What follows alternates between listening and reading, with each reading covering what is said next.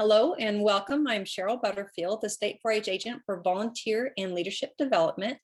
And welcome to our second Take 10 with 4-H, Getting Parents Involved. So before we begin anything with 4-H, I always like to, as a reminder for myself, but for everyone, that it is a youth development program and that's what we're about. But the thing we sometimes forget, or that maybe we've moved away from in some things, is it is a family affair as well. So when we look about getting parents involved, when you think, what is the benefit of involving parents and guardians? And the first is it strengthens family ties. Having a goal or a common purpose that the family focuses on together helps strengthen that family. It's more personal attention for 4-H members. So the more adults you have, the more individual attention they can be given depending on what you're doing. Positive parental support leads to stronger, larger, more active clubs. Now, the key there is positive parental support, and we'll talk a little bit about that in a moment. It strengthens the 4-H program as a whole and expands the reach of 4-H. So when you really look at the benefits, it starts individually and expands out. 4-H is about working with youth. And we can reach more youth the more adults we have available to work with them. So we're limited sometimes by the number of adults we have in our programs. But again, focusing on that positive part and guiding the support that we need for our programs to grow. But the key that we seem to focus or get frustrated with or not know how to work around is why parents do not get involved.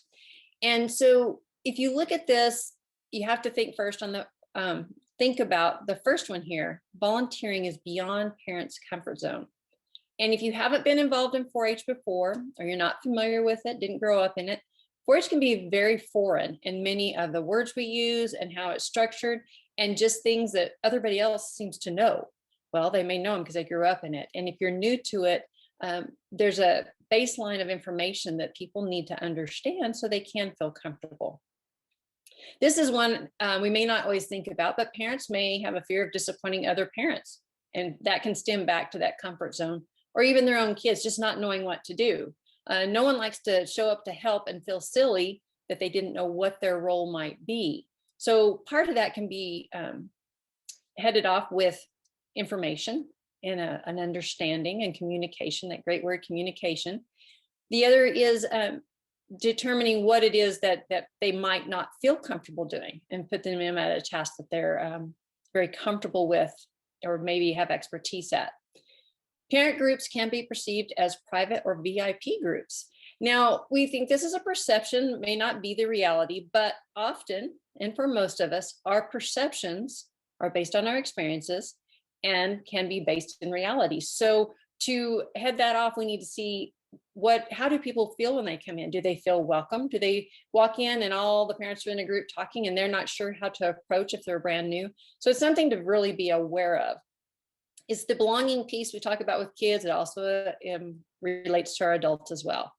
Some children may not want their parents present, and that's understandable. Kids grow. There's times they want their parents right close by, and there's times that they kind of want to pull away from them.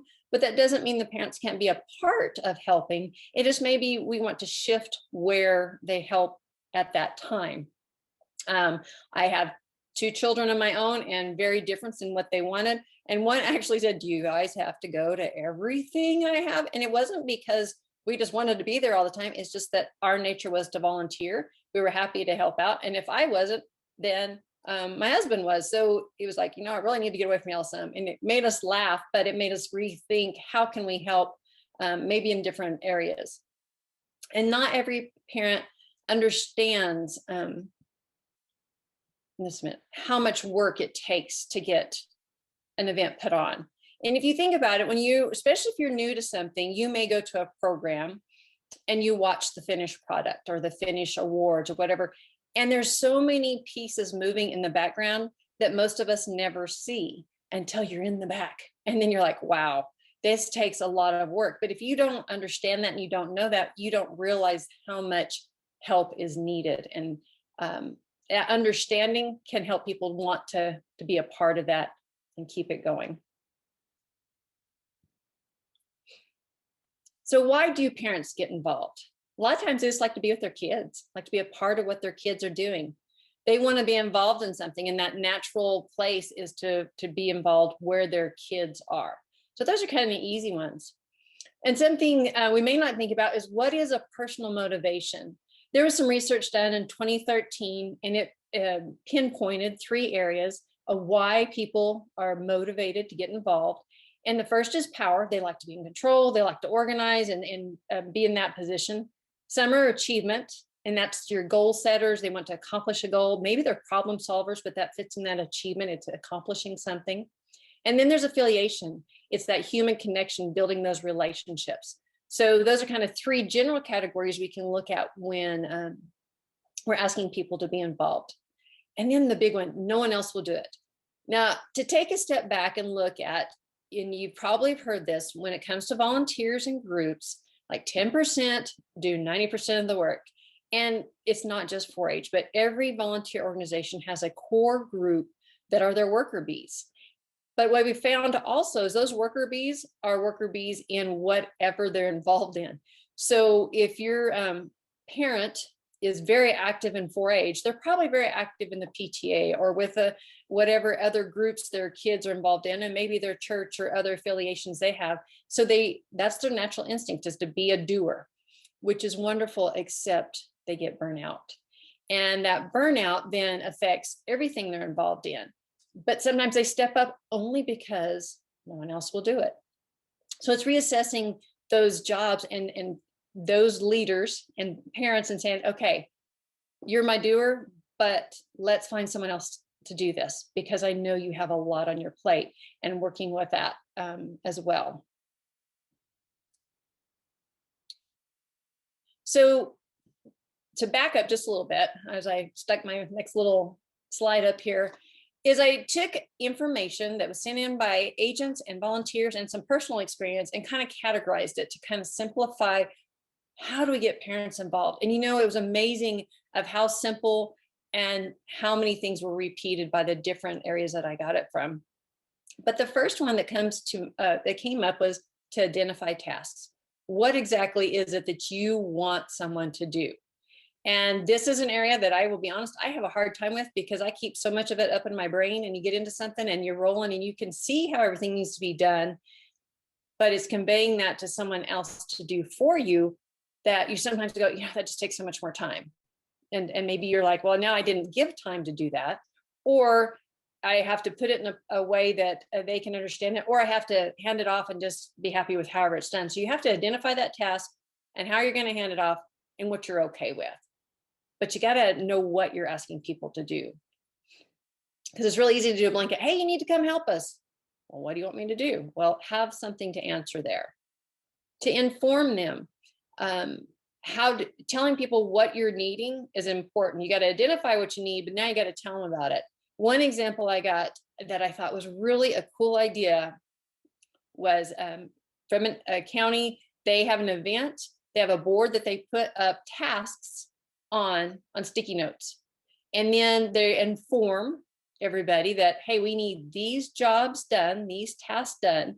Get a sticky note. Once you do the job, put it in the bucket. So there's a very specific, easy to follow. I was like, man, if I'd show up and I've never been there before, I would do that.